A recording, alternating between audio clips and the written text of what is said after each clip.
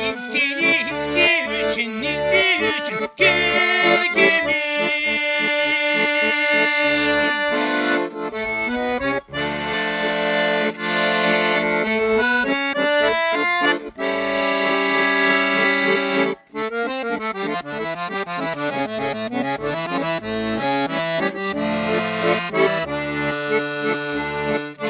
Tüktüm seni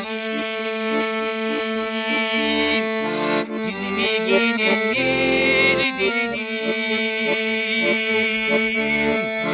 Baklarımdan bardak toz cerlerdim. Sen ağlamam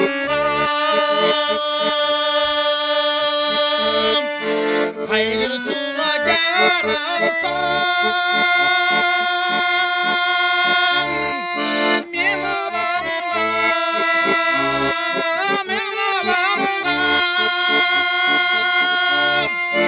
daim sen dep kaygırma gölgemim.